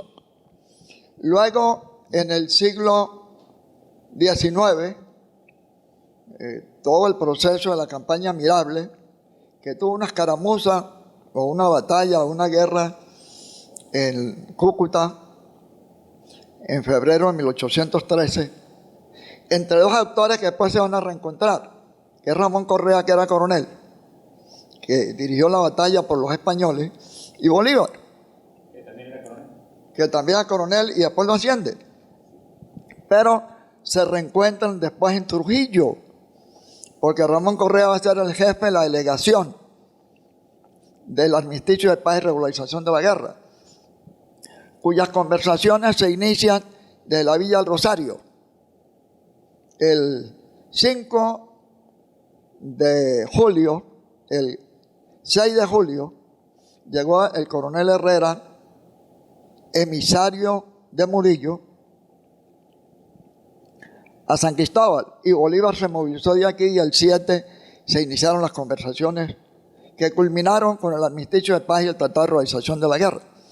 El jefe de la delegación por Bolívar fue el general Sucre, y el jefe de la delegación española fue Ramón Correa, que ya era general. Algunos consideran que hay nexos de familiaridad entre Correa y parientes de Bolívar, pero eso forma parte de la tradición, no demostrado históricamente. Luego, Bolívar utiliza el armisticio de paz como un pretexto para reorganizar las tropas, porque después rompe, reorganiza la batalla de Carabobo, y después de Carabobo se viene para la Villa del Rosario y culmina aquí firmando la Constitución de 1821. Y después Bolívar se va para el sur. Pero a partir del rompimiento de la unidad de Colombia y Venezuela, hay conflictos a ambos lados. Y estalla la guerra federal en Venezuela. Y los federales colombianos, con Santos Gutiérrez, que después fue presidente de Colombia, toma Cúcuta y los valles del Cúcuta y amenaza a San Antonio. Entonces Páez nombra al general Rafael Capó como comandante militar del Táchira. Capó era un hombre brillante, pero no le hicieron caso y por eso perdió Páez. Y dicen que por primera vez vieron batallones tachirenses desfilar por el centro de la República. Ahora, nuestro amigo Colombo francés Daniel, ¿no? Hace una serie de interrogantes. Pero aquí el problema es múltiple. Es un tema geográfico, es un tema económico, es un tema político, es un tema familiar. Porque la geografía condiciona ese triángulo geoeconómico con el norte de Santander, el Táchira y el Zulia. Todo lo que se producía en estas regiones, en el Alto Apure, venían al Táchira. Parte del interior de Colombia venían a Cúcuta. Y aquí salía al mercado internacional. Café, cacao, cueros y otros productos. ¿Qué venía de allá para acá? Libros, comida y armamento. Los primeros buchetes de repetición de Estados Unidos vinieron por Maracaibo y los traían de contrabando. Las mismas casas alemanas, francesas, italianas, que jugaban al poder político y al poder económico, al poder militar. Entonces, los valles de Cúcuta y el Táchira se convirtieron en escuelas militares de hecho, en la práctica. Por eso cuando los tachirenses toman el poder desde Cúcuta con Cipriano Castro, el 23 de mayo de 1899, que arrancaron de los Vados y llegaron a Caracas, pues iban armados hasta los dientes, como dice el refrán popular. Entonces no fue un proceso que de pronto los tachirenses rompen al poder. No, ya se venía gestando en la frontera. Entonces la frontera de refugio, cuando perdían allá se venían para acá y cuando perdían aquí se iban para allá. Y eso ocurrió a lo largo del siglo XIX, cuyo culminación fue la invasión liberal restauradora, que llamaba liberal porque se inspiraron aquí. Y Cipriano Castro llegó al poder con el eslogan de nuevos hombres, nuevos procedimientos, nuevos ideales. Pero vino la contrapartida, que fue el tema de la batalla de San Cristóbal. Comandante de las tropas colombianas era Rangel Garvira, venezolano, pero el militar y estratega de la defensa de San Cristóbal, aunque estaba de segundo, que era Uribe Uribe, sabía más que Celestino Castro. El experto militar era Uribe Uribe. Y San Cristóbal tuvo una línea de defensa desde lo que hoy se llama el Viaducto Viejo, que eran unos farallones, hasta la salida de San Cristóbal hacia Cúcuta. Y eso lo defendió Uribe Uribe. Y la parte alta de San Cristóbal hasta Las Pilas lo defendió el general Celestino Castro. Y ahí, como lo dijo Bernardo Singer, murió un coreano, un falconiano, el general Rosendo Medina, que iba a ser el padre, o fue el padre del general Isaías Medina Angarita, y dueño de lo que hoy es la residencia de gobernadores del estado, que en su época era una casa de campo, pero después la adquirieron. Entonces, están muy cruzadas esas historias. Por eso, de manera anecdótica, yo le decía a Silvano y a Diego que habíamos de crear un centro, y lo hablé también con Francisco, un centro de estudios históricos o sociales interfronterizos para que crucemos esa frontera, porque parte de esa historia la conocen ellos y parte de esta historia la conocemos nosotros, pero con una visión integral, histórica, jurídica, política, militar, social, geoeconómica, porque no hay una sola causa, son causas cruzadas. O es lo que Daniel llama la guerra total o la guerra integral. Entonces hay muchas cosas que contar y podemos complementar. Me parece muy interesante porque en el siglo XX también ocurrieron, con esto voy a concluir, de aquí el general Juan Pablo Peñalosa fue muchas veces a Venezuela a invadir, hasta que lo echaron preso en 1920 y tomaron por asalto un pueblo guerrero que se llama Pregonero, los chácaros de Pregonero. y más de 20.000 familias emigraron a Cúcuta. Y un abogado de Gómez lo convenció de que debía de sacar a Eustoquio Gómez, que era un carnicero, era un hombre, un verdugo, y lo sacaron de San Cristóbal como gobernador, pero mandaron al antiguo general Ramírez, que le había entregado a él, y lo primero que hizo fue visitar las guarniciones secretamente. Y cuando el juez le dijo a Eustoquio, vengo a sustituirlo, él llamó a los comandantes militares, pero ya la orden de Gómez era no apoyarlo. Y convenció el abogado personal y ministro del Interior a Gómez que hiciera un indulto. Y hubo una amnistía, un indulto total. Y regresaron más de 20.000 familias tachirenses que estaban, y venezolanas que estaban en el norte de Santander el 24 de julio de 1925. Muy interesante todo eso. Pero aquí el jefe de la casa, antes que me declare fuera de orden, es Silvano Pavón. Bueno, pero hay una cosa que, disculpe. Sí. Sí. Eso nos toca. Miren, yo quiero recoger también la propuesta de Daniel y al mismo tiempo contestar la pregunta tuya, pues la intervención tuya es lo siguiente. Tú tienes en el Tratado de Chinácota un terreno importante que hacer y, entre otras cosas, un aporte a la región. Porque el Tratado de Chinácota no puede seguirse celebrando y repitiendo 3 frases. El Tratado de Chinácota hay que ponerle sustento y hay que ver qué implicaciones reales tuvo y hasta dónde llegó el protagonismo real y el valor real en la perspectiva de la guerra de ese tratado. Están pasando 2 cosas. O lo estamos sobreestimando o lo estamos soslayando, ¿sí? Y no se le está dando la comprensión completa. Entonces ahí la tarea es trabajar mejor la perspectiva de ese tratado. O sea, ahí hay una deuda grave con el tratado. Entonces, si estás dedicado al tema de la paz, dale por ahí.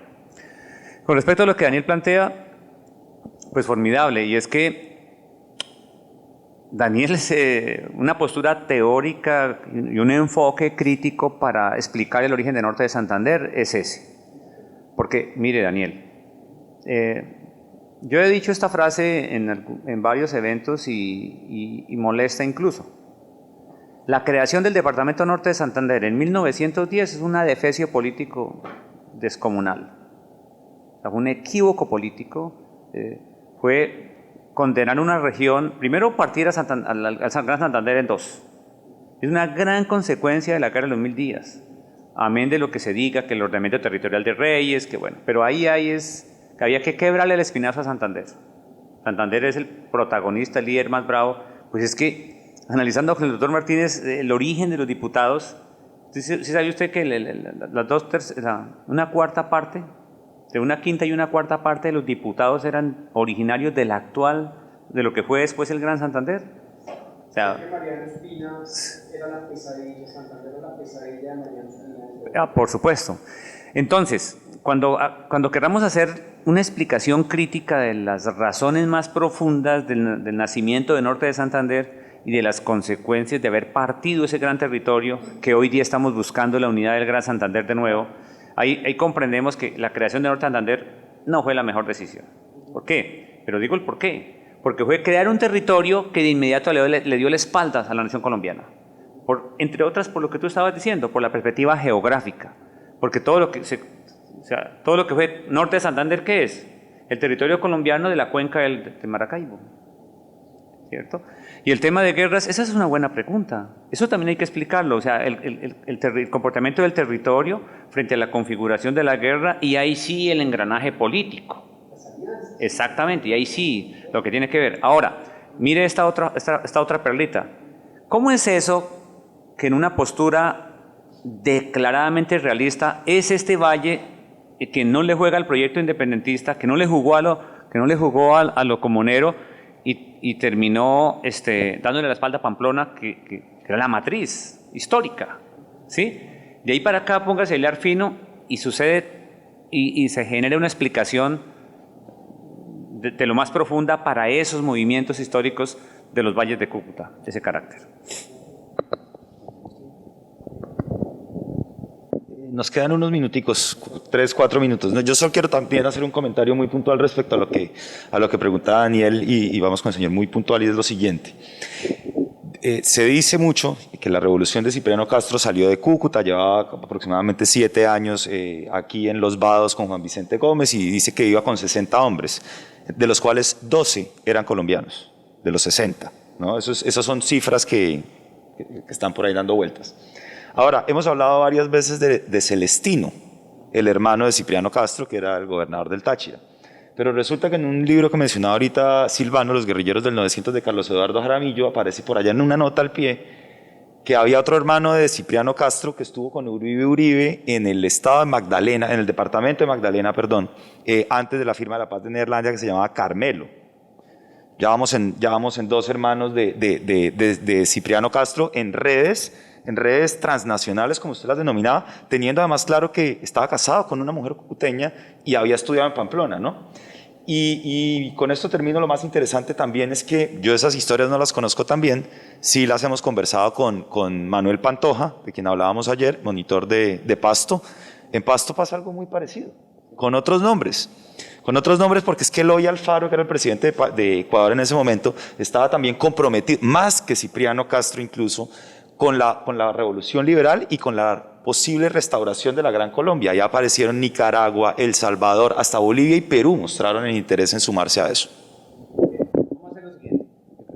El compañero hace la última intervención y le damos una palabra para despedir a Bernardo.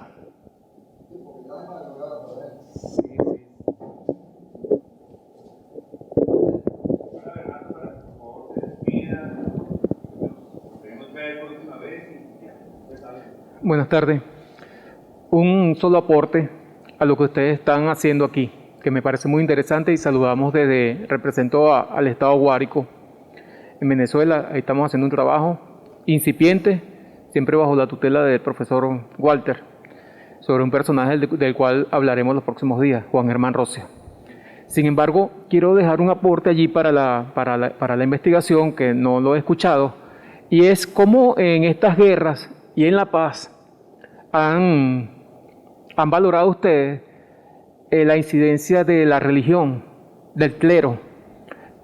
Han contribuido a estas guerras, pues hay que revisar si hubo una incidencia religiosa, clerical, en la guerra o en la paz, en algunos momentos.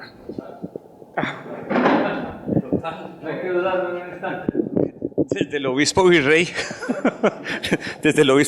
que traicionó la revolución comunera nomás, sí, y luego la intervención del obispo Lazo de la Vega como uno de los primeros constituyentes, con sus 12, ahí sí, el obispo y sus 12 apóstoles, y su obispo y 12 curas estuvieron formulando la Constitución. Y ahí para arriba, por supuesto, y aquí tuvimos, esa es una historia, vea, a propósito de Bernardo, esa es una historia que estamos afinando y una propuesta que yo ya hice y lamentablemente me voy a... Diego, no sé cuándo la sumamos o veremos que alguien lo haga, y son los curas en la guerra. Tenemos unos ejemplos brillantes. Para mí el número 1 es... ¿cómo se llama? Secundino Jacome, no. El padre Raimundo Ordóñez. El padre Raimundo Ordóñez es un personaje, amigo personal de Reyes, un cura que andaba por todas partes en una mula y con un revólver al cinto que le regaló el mismísimo presidente, capellán de las tropas. Esos curas que alguna vez predicaron que matar liberales no era pecado.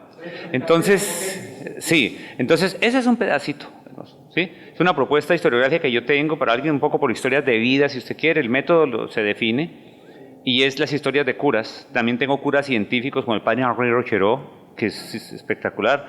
Y ahora que por la fortuna de los tiempos conozco a Daniel y que está en Francia, y que puede tener acceso a las bases de datos en Francia, le voy a pedir a Daniel que nos consiga la literatura del padre Henri Rochereau, porque vamos a publicar lo que hizo, bueno o no, y le analizamos su difusionismo francés y todo el tema, porque él hizo cosas aquí de alto valor. Entonces sí, personajes y curas uno va, no solamente en la guerra, sino en otros campos. curas con hijos, toda la dinámica. El mismo fundador de la Universidad de Pamplona es un cura excepcional, con 8 hijos en Pamplona. Es decir, los curas hay que estudiarlos, son actores fundamentales en la historia. Sí. Bueno, no sé si tenemos a Bernardo todavía para una despedida. Creo que ya. ¿Bernardo? Sí está.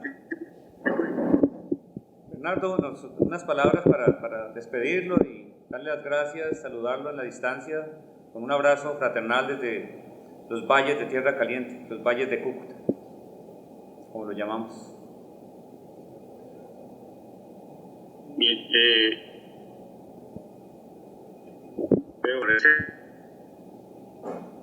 No, eso no va a ser posible. esfuerzo, historia importante de nuestros pueblos. Celebrar y conmemorar algo en Colombia es celebrar y conmemorar algo en Venezuela, indisoluble, la unión entre ambos pueblos. Sí, y bueno, aquí también disfrutando 2:30 de la noche con una temperatura cercana a los 30 grados centígrados, disfrutando también del calor de ustedes a la distancia. Gracias por la invitación y seguimos trabajando y prestando información de las personas que participaron en la batalla de San Cristóbal. Gracias a que están contenidos en los expedientes militares de Colombia, pero es un trabajo arduo, ¿no? Que poco a poco vamos sacando datos. Un abrazo para todos. Muchas gracias. Muchas gracias, Bernardo.